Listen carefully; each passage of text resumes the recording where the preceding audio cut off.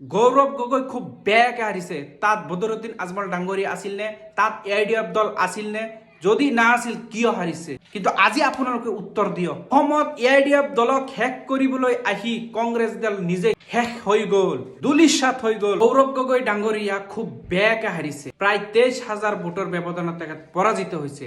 যোৰহাটত গৌৰৱ গগৈ হাৰিছে, তাত বদৰুদ্দিন আজমল ডাঙৰীয়া আছিল নে? সংখ্যাৰ মতে য'ত বদৰুদ্দিন আজমল ডাঙৰীয়া থাকে, AIDF দল থাকে, তাত বোলে কংগ্ৰেছে হাৰে। এই কথা কংগ্ৰেছৰ একাংশ দলৰ কৰ্মকৰ্তাসকলৰ অভিযোগ। আৰু সদায় যে আপোনালোকে বদৰুদ্দিন আজমল ডাঙৰীয়াক আপোনালোকে দোষাৰোপ কৰি থাকে যে অসমত AIDF অহাৰ বাবে কংগ্ৰেছৰ দিন বেয়া চলিছে। যদি AIDF নাথাকিলে হয় তেনেহ'লে অসমত কংগ্ৰেছ চৰকাৰ সদায় থাকিলে হয়। এই অভিযোগটি কিন্তু বহু মানুহেৰ। কিন্তু আজিৰ দিনত আপোনালোকে চাইছেনে, নিৰ্বাচনৰ ফলাফল যেতিয়া ঘোষণা হৈছে আপোনালোকে দেখিছেনে নাই? য'ত বিজেপিয়ে প্ৰাৰ্থী দিছিল তাত কংগ্ৰেছে এটা প্ৰাৰ্থী জিকিব পাৰিছেনে? পাৰা নাই। য'ত AIDFে প্ৰাৰ্থী দিছে তাত বহু সংখ্যক সিটত কিন্তু এই কংগ্ৰেছে জিকিব পাৰিছে। কংগ্ৰেছৰ অন্ধভক্ত কেইজনে এতিয়া নিজেই কওক আপোনালোকে, এইবাৰ আপোনালোকে যুঁজখন কাৰ লগত দিছিল? বিজেপিৰ লগত দিছিল নে AIDFৰ লগত দিছিল? এতিয়া আমি যি ফলাফল দেখিছোঁ, ফলাফল চাই আমি স্পষ্ট ভাষাৰে ক'ব বিচাৰিছোঁ যে কংগ্ৰেছে কেতিয়াও বিজেপিৰ লগত যুঁজ দিয়া নাছিল। কংগ্ৰেছে কেৱল মাত্ৰ AIDFৰ লগত যুঁজ দিছিল। যুঁজ দিছে ঠিকেই, কংগ্ৰেছও দুলিশাত হৈ পৰিছে, AIDFও দুলিশাত হৈ পৰিছে, লাভান্বিত হৈছে বিজেপি। এতিয়া আপোনালোকে বিৰোধী দলসমূহত থাকি যি কৰ্তব্য পালন কৰিছে জাতিৰ বাবে খুব দুৰ্ভাগ্যজনক। এতিয়া ফলাফলত আমি দেখা পাইছোঁ যে মিয়াৰ ভোটৰে সংখ্যাগৰিষ্ঠতা লাভ কৰিছে কংগ্ৰেছে। যিসকল হিন্দু কংগ্ৰেছৰ প্ৰাৰ্থীসকল আছিল সেইসকলক ক'ব বিচাৰিছোঁ আপোনালোকৰ টেটু ফালিছিল নেকি? এতিয়া আপোনালোকে কেৱল মাত্ৰ যে এই যে বদৰুদ্দিন আজমল ডাঙৰীয়াক দোষাৰোপ কৰি থাকে। যোৰহাটত গৌৰৱ গগৈ হাৰিছে, তাত বদৰুদ্দিন আজমল ডাঙৰীয়া আছিল নে? তাত AIDF দল আছিল নে? তাত কিয় হাৰিছে? উত্তৰ দিয়ক। কংগ্ৰেছৰ অন্ধভক্ত কেইজনে যে সদায় AIDF দোষাৰোপ কৰি থাকে, সেই দোষাৰোপৰ উত্তৰ আজি আপোনালোকৰ বিবেচনা কৰি উত্তৰ দিয়ক। কাৰ লগত যুঁজ দিছিল, কাৰ লগত ফাইট কৰিছিল, আৰু সেই ফাইটটো নিজৰ ওপৰত আহি পৰিছে। কেনেকুৱা লাগিছে আপোনালোকৰ? যিয়েই নহওক, কংগ্ৰেছৰ কাৰণে AIDF দুলিশাত হৈছে, AIDFৰ কাৰণে কংগ্ৰেছ দুলিশাত হৈছে। কেৱল মাত্ৰ মিয়াৰ ভোট ৰাজনীতি কৰিছিল। মিয়া মানুষ, সংখ্যালঘু মানুষে একটা কথাই ভাবছেন যে আসামের মধ্যে কংগ্রেসে সরকার করব, কংগ্রেস সরকার করবো বললে সবেই একত্রিত একমাত্র ভোট মারছে কংগ্রেসের মধ্যে। ভোট মারছেন তাতে আমি কোনো খারাপ না, তাতে আমার কোনো আপত্তি নাই। আইনের সিদ্ধান্ত সঠিক সিদ্ধান্ত, রাজ্যের সিদ্ধান্ত সঠিক সিদ্ধান্ত, চূড়ান্ত সিদ্ধান্ত। তা এর ভিতরে গিয়ে আমি কিছু কইয়াম তার সাহসটা আমার নাই, কারণ রাইজের সিদ্ধান্ত সবচেয়ে বড় সিদ্ধান্ত।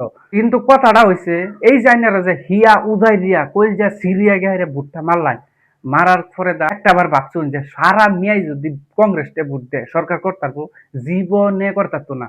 কিন্তু যদি ফাঁস করে কংগ্রেসে, তাহলে আসামের কমসে কম আধা আধা হিন্দু আয়া কংগ্রেসে ভোট দেওয়া লাগবো। কিন্তু সেই পরিবেশটা কি আসিন না।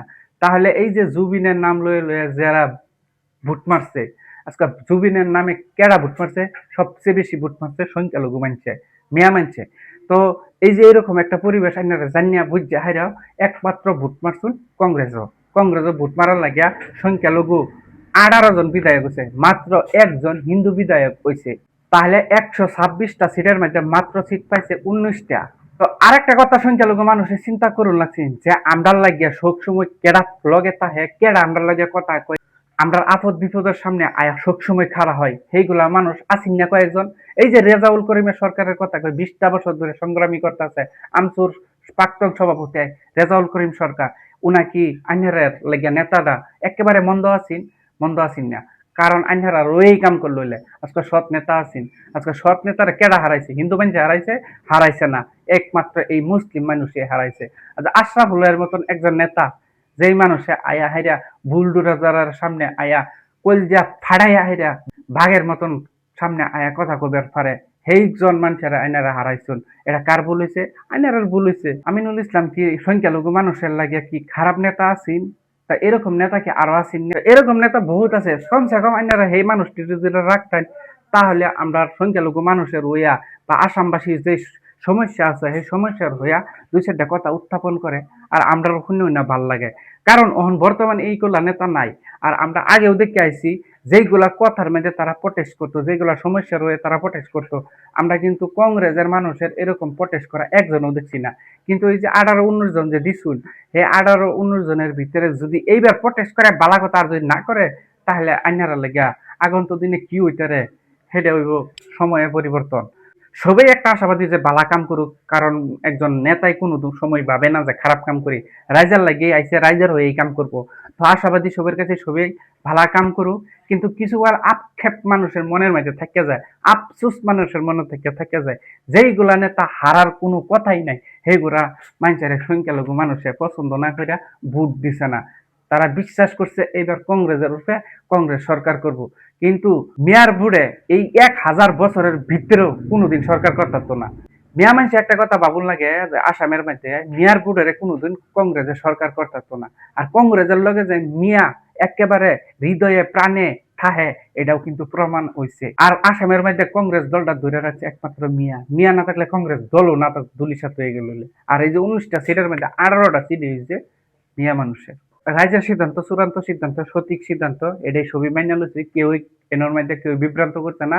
রাইজার পরাজয় রাইজাই মাইনা লইছে, রাইজার জয় রাইজাই মাইনা লইছে। আগন্তুক দিনে সবই ভালো কাম করুক, এটাই আশাবাদী।